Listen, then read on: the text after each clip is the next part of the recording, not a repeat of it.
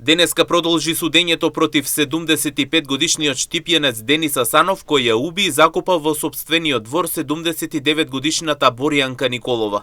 На денешното рочиште сведочија инспектори од секторот за внатрешни работи Штип, кои работеле на истрагата, како и близок роднина на убиената.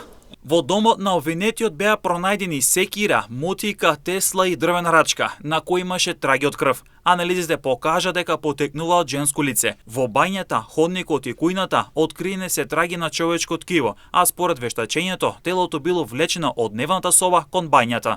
Вели инспектор од секторот за внатрешни работи Штип, кој сведочеше на денешното рочиште.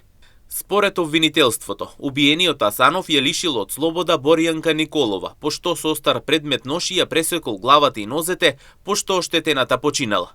Нозете и главата ги сокрил на непознато место, а трупот го закопал во дворот од куќата. Сведокот Дона Огнанова, која воедно е сестра на оштетената од судницата минатото рочиште, рече дека Боријанка живеела кај нејзе бидејќи немала семејство. Посочи дека речиси секој ден излегувала на прошетка, но секогаш се враќала за спиење. Последен пат кажа дека ја видела на крајот од септември, кога Николова се дотерала и рекла да ја повика такси, пошто заминала. На ова добро се сеќава бидејќи бил празникот вера, надеж и љубов. Откако исчезнала, неколку дена не можеле да ја пронајдат, пошто братанецот на Дона Огнанова, кој денеска сведочеше од судницата, отишол кај обвинетиот да го праша каде е Боријанка. А обвинетиот Денис Асанов рекол дека таа му украла пари и алишта и избегала. Затревожени Дона и братанецот продолжиле да ја бараат Боријанка по роднини во Радовиш и Виница, но никој не можел да ја каже каде е. На 24 октомври Дона пријавува во полиција. Полицијата од нејзе побарала непрани мајци од Боријанка, а од нејзе земале бриси од печаток од рака.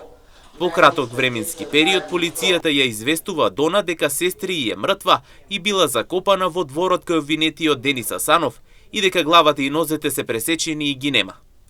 Трупот го однеле во Скопје, а потоа ја вратиле во лимен сандак без глава и нозе.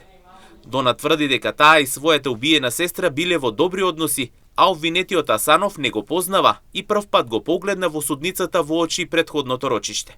Дополнително, според исказите, дворот бил целосно прекопан со механизација, но не биле пронајдени деловите од телото што недостасуваат.